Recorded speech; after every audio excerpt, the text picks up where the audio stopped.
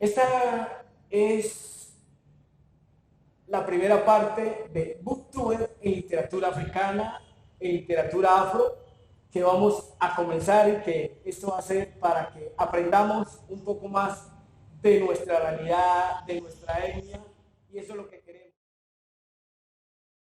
Aquí estamos con el historiador Sergio Mosquera, de la ciudad de Quito, donde vive, pero él es ismineño. Y vamos a hablar un poco de toda esa literatura que es tan rica, pero que se conoce poco. Bueno, Sergio, comencemos a hablar un poco, primero que todo, qué es la literatura afro y cuál es la diferencia con la literatura africana. Bueno, antes de entrar en ese tema, quiero señalarte que, pues, como tú lo acabas de reseñar, mi nombre es Sergio Antonio Mosquera Mosquera, soy historiador de vocación, formación y profesión, y me he dedicado toda la vida al estudio de la historia de la gente negra, es decir, al estudio de la diáspora africana especialmente. Podemos decir que en Colombia, particularmente a partir de 1991, con la nueva constitución, hubo una emergencia, de los estudios de la cultura de la gente negra, porque era una historia que no se conocía en el país, se conocía muy mal. Entonces, en los últimos 20, en los últimos 30 años, ha habido pues un boom, una explosión de muchos intelectuales, hombres y mujeres, que se han dedicado a escudriñar y a presentarle a Colombia y al mundo esa parte que no se conocía. Pues bien, en este momento también estamos asistiendo a nivel del mundo, a nivel de África particularmente, a una gran emergencia de literatos y literatas que están escribiendo novelas, que están escribiendo sobre la realidad africana, sobre la política africana, sobre las causas del subdesarrollo de África, sobre muchos temas de la cultura africana, y están llegando lentamente. Nosotros que ya están haciendo la traducción al español y algunas editoriales ya lo están publicando, pero todavía sigue siendo lento porque la gran mayoría de la literatura que están produciendo en África se consigue más en francés, se consigue más en inglés, poco en español. Entonces eso es para significar pues que hay un momento especial y espectacular de crecimiento de los poetas, las poetas también africanos.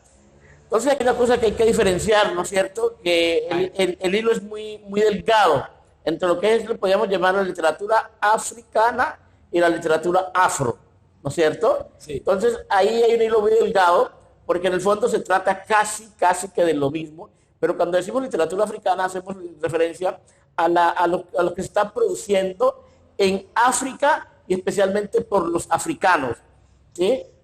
Hablando un poco de eso antes de seguir, ¿de qué países de África es la mayoría de la literatura? Porque yo creo que en eso, yo creo que se producen más en unos países que en otros. ¿Cuáles son esos países que producen más esa literatura? Pues por lo menos las que están llegando a Colombia, las que están llegando al Nuevo Mundo. Hay una emergencia grande de Nigeria. Los nigerianos están haciendo bastante literatura, bastante poesía, y nos está llegando. Es como lo que más está llegando de Nigeria. Hay otros países también importantes como el Congo, que también están haciendo mucha literatura. En Ghana también es espectacular el crecimiento, especialmente en los temas políticos. Entonces, diferentes partes de África, pero particularmente hay en Nigeria un momento especial de crecimiento de la literatura. ¿Nos podría decir algunos referentes de esos autores africanos que usted en estos momentos recuerde, que tenga en Bueno, su memoria? ahorita mismo estoy leyendo mucho a Chimamanda, que es una nigeriana, si mal no recuerdo. Ahora mismo ella está radicada en los Estados Unidos y es de lo más granado que hay ahorita mismo produciendo en África, ¿no es cierto? Lo mismo que está Achille Mbembe, que también tiene un texto fabuloso como La crítica a la razón negra. ¿Él es de dónde? Achille Mbembe creo que también es nigeriano, y tiene otro texto también sobre necropolítica muy importante. Entonces hay en este momento muchos autores africanos que están copando unos espacios bien importantes. ¿Y cuál es la diferencia con la literatura afro? Cuando nos referimos a la literatura afro, hacemos referencia a lo que se produce en términos literarios por africanos y africanos americanos o africanos europeos, es decir, por la gente de la diáspora que está en cualquier parte del mundo. Entonces ahí el hilo que se señalaba, que es bastante difícil, casi imperceptible, porque cuando hablamos de literatura africana nos referimos a los autores africanos, pero cuando hablamos de literatura afro, incluye los autores africanos y los autores no africanos que están trabajando sobre el tema, ¿no es cierto? E inclusive hay muchas personas que no son afrodescendientes, pero también están dedicados a producir literatura, muchos temas de literatura afro, ¿no? Pero tienen que hacer esa connotación, lo uno son africanos y los otros no son africanos. Bueno, yéndonos y vamos escalando. En Latinoamérica, ¿qué ascendientes africanos hay que usted sepa o que siga o que haya compartido con ellos? Uy, en América Latina hay muchísima gente, pero muchísima, es increíble como el despertar en América Latina de los, lo podemos llamar los afro-latinoamericanos, y también los afro-norteamericanos en la producción literaria, ¿verdad? Entonces hay mucha gente, está la hermana, la Campbell, la hermana de Etsy, bueno, es que los nombres se le escapan, pero hay mucha gente que está produciendo en Brasil, se está produciendo bastante. En Cuba, pues ya también hay una emergencia, particularmente es muy importante lo que está haciendo Roberto Urbano en Cuba. Hay en diferentes partes, pues, gente trabajando durísimo en Brasil, ¿para qué decirlo, no? Bueno, entonces ya estamos en Latinoamérica. ¿Cuáles fueron los precursores en Colombia de la literatura afro? Pues sin duda alguna yo creo que Manuel Zapata Olivella es el referente obligado. Manuel Zapata Olivella nos enseña a pensar este país de una manera diferente. Manuel Zapata Olivella nos enseña a ver a África como cuna de la humanidad. Manuel Zapata Olivella nos enseña a ver cómo Colombia es el resultado del encuentro de tres grupos étnicos principales, blancos, africanos e indígenas, ¿no es cierto? Entonces es un referente obligado, justamente estamos en el año del centenario del nacimiento de Zapata Olivella, y es un referente obligado. Él nos enseñó a mirar a África. Está Rogerio Velázquez también, que fue muy importante. Entonces son como esos precursores en Colombia de la literatura afro. Pues también decían o dicen que prácticamente el chocuano que murió el de literatura de las estrellas son negras. Arnoldo Palacio. Dicen que de ahí también, de ese realismo mágico con Manuel Zapata Olivella, fue que empezaron a traer y que de ahí se pegó Gabo. No sé qué usted nos puede hablar un poco de eso. Bueno, pertenecen a la misma generación, ¿verdad? Tuvieron muchos encuentros, en Bogotá, se conocieron en Bogotá, hicieron trabajo y participaron en tertulias, participaron en eventos. Hay quienes sostienen que inclusive la novela de Chango el Gran Putas es una novela maravillosa y que nada tiene que envidiarle a las obras cumbres de Zapata, de Gabo, de García Márquez, el Chango el Gran Putas. Es una novela fantástica. Entonces muchos dicen que hay como una continuidad bien hilada y también bien hilada y sutilmente hilada entre Zapata Olivella y Gabo, ¿no? Ya haciendo ese recuento de la literatura, vamos con uno de los grandes y referentes como el historiador Sergio Antonio Mosquera, que ha sido un referente en el país y a nivel internacional, que ha estado en diferentes eventos. Y vamos a empezar. ¿Cuántos libros ha escrito y a qué edad escribió su primer libro? O si quiere decir nada, pero al menos, no, si no quiere decirla bien, pero más o menos a ver, para ese tiempo, yo creo, ¿cuál fue la inspiración? Yo creo que todavía creo que inicié a escribir un poco tarde. Mi primera publicación fue a los 29 años, hice mi primera publicación y he venido publicando seguidamente. Creo que en mí influyeron muchos autores. No puedo negar la influencia que en mí tuvo, que me ayudó a inspirar Jaime Arocha, Nina Friedemann, Adriana Maya, que son personas mestizas, pero que han estado dedicadas a la literatura afro, y el hecho de ser mestizo no los invalida como estudiosos, antes por el contrario, para mí es muy meritorio. Y esas personas durante mucho tiempo en Colombia tuvieron, por decirlo de alguna manera, la representación de los estudios afro en Colombia, ¿no es cierto? Y yo creo que ellos me sirvieron muchísimo, me inspiraron muchísimo, me aconsejaron muchísimo, y eso me hizo permanecer en mi oficio de historiador. Y entonces ahí me dediqué pues a escribir, que sabemos que no somos de un pueblo, una cultura que tenga mucha tradición de la grafía, más bien de la oralidad, y eso nos vuelve un poco difícil.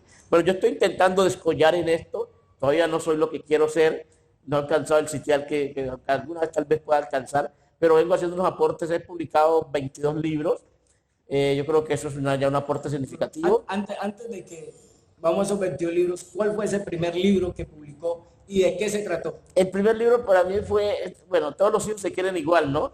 Pero el primer hijo tiene un significado especial. Mi primer libro se tituló Memorias de los últimos esclavizadores en Citará, historia documental. Fue que me topé con unos testamentos de esclavistas en el finales del siglo XVIII, principios del XIX, hasta la mitad del siglo XIX en Quibdó, y entonces me llamó mucho la atención cuando empiezo a estudiar los testamentos, ver que eso no se había estudiado casi en Colombia, los testamentos, y decidí entonces publicar esa primera historia documental de los testamentos de los esclavizadores, que para mí es fabuloso. Entonces ahí empieza, digamos, mi carrera como escritor, ¿no? Bueno, dice que volvamos a donde está diciendo que lleva 22 libros. Dentro de esos 22 libros, ¿cuál es la temática con la que usted más trabaja? Porque unos se va por la parte costumbrista, otros se va por la parte, como hablamos, de micropolítica. ¿Cuál es el tema favorito para usted trabajar en sus libros? Pues el tema es uno solo, que es lo afro, pero entonces lo afro es de diferentes perspectivas, y en eso me he lanzado, y cada vez que creo que voy terminando un libro, una investigación, ahí mismo me surge la otra, ¿no? Entonces por eso me he mantenido pues muy constante y muy activo en la publicación. Hay diferentes temas, pero siempre está uno buscando esa espiritualidad, esa sensibilidad, esos legados de africanía. Sobre todo se trata de legados de africanía en diferentes contextos. En los últimos 2 libros que he publicado, el texto, por ejemplo, La trata negrera y la esclavitud, una perspectiva histórico-psicológica, se trata de algo que me surge a través de todos los libros. Es decir, cómo no se había estudiado suficientemente el impacto que la trata negrera durante 400 años causó en la psique de los africanos esclavizados. Entonces eso innegablemente generó, yo lo llamo traumas, algunos psicólogos también insisten en trauma, pero tienen también otras designaciones. Entonces esto hasta hoy afectó la psique nuestra, y la psicología social no lo ha estudiado en profundidad. Entonces desde la historia hacer un abordaje a la psicología social para poder intentar entender y explicar la psique de las afectaciones que sufrió la psique de la gente negra durante 400 años. Y es que eso es una herencia colonial, ¿no es cierto? Entonces no ha desaparecido.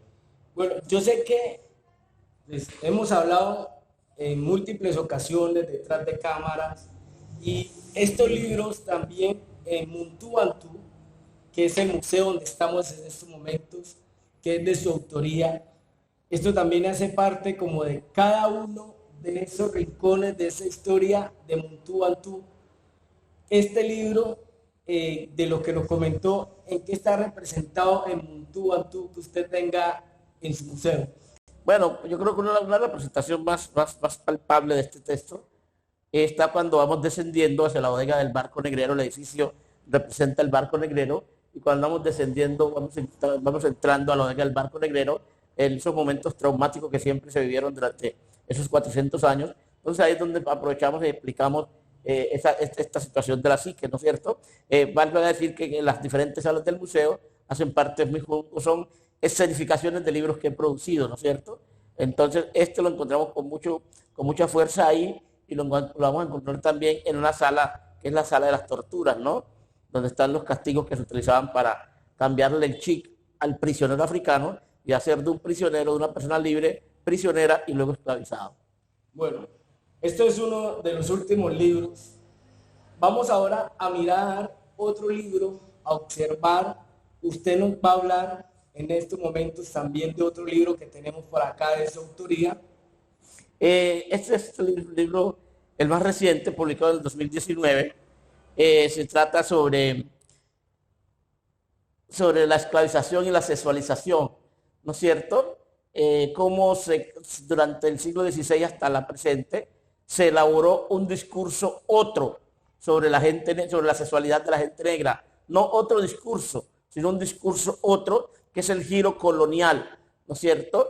Entonces, dieron el paso de la sexualidad a la sexualización para satanizar de alguna manera las relaciones sexuales, las relaciones amorosas de la gente negra y colocarlas como pecaminosas y crear esa imagen de la mujer negra como lasciva, del hombre negro como sexualmente activo, toda esa literatura que vemos a cada rato que nos invade, donde se crearon esas imágenes. Entonces, lo que esos estereotipos en torno a la sexualidad, entonces lo que aquí doy es elemento para desmontar eso y explicarlo, verlo como un discurso otro que surge justamente dentro de las relaciones mundo moderno colonial, ¿no?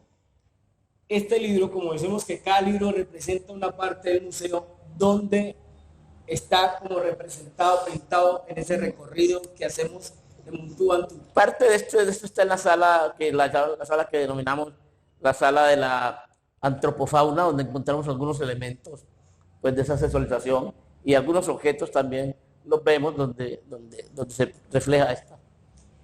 Bueno, hablando de todo esto un poco, en estos días y antes de la entrevista, usted me comentaba que está en la producción de su último libro, en la edición, me dice, este es el libro que me va a dar a conocer y a catapultarme a lo largo y ancho de lo que usted ha escrito. Háblanos un poco de ese libro. Bueno, yo le tengo una fe infinita. Ese texto sale ahora para el mes de marzo, en el marco del centenario, de la conmemoración del centenario de Manuel Sabato Olivella y en la Feria del Libro en Bogotá. Ese libro se titula Negro en mi caballo, Génesis y desarrollo del racismo en Colombia. Le tengo mucha fe a ese libro porque toco la génesis del racismo en la Nueva Granada y en América a partir casi del siglo XVIII, y el racismo es una de las ideologías más profundas y más arraigadas en el inconsciente de la humanidad. El racismo es la sinrazón de la razón moderna, es la sinrazón de la razón moderna, y es un tema que creíamos que ya lo estábamos superando, especialmente después del régimen nazifascista de Hitler. Creíamos que el racismo empezaba a ser superado. Después con la lucha de los derechos civiles de los Estados Unidos, creíamos que ya se estaba superando. Luego en el 94, con la terminación del régimen de la apartheid en Sudáfrica, creíamos que definitivamente el racismo estaba desapareciendo, pero al contrario, ha resurgido con mucha virulencia y ha resurgido a veces de forma más sutil en lo que hoy denominamos el racismo simbólico y el racismo simbólico especialmente. Y entonces esa ideología no desapareció, sino que se transmutó hacia otros estereotipos, hacia otras, para mantener la superioridad de la gente blanca, ¿no? Para la exclusión. A partir de esto que se está realizando, de esto que estamos empezando a hacer estos booktubers, para que la gente también empiece a conocer su historia, porque como dice que el que no conozca su historia está... No, yo no la repito. Bueno, ¿sí ve? Y que condenaba a repetirla, no, pero no, la historia no se repite, la historia no es cíclica. Eso es una concepción de la historia que nos impusieron, ¿no es cierto? Pero el que no conoce la historia está condenado a no tener un diseño claro del futuro. Si tú no conoces el pasado...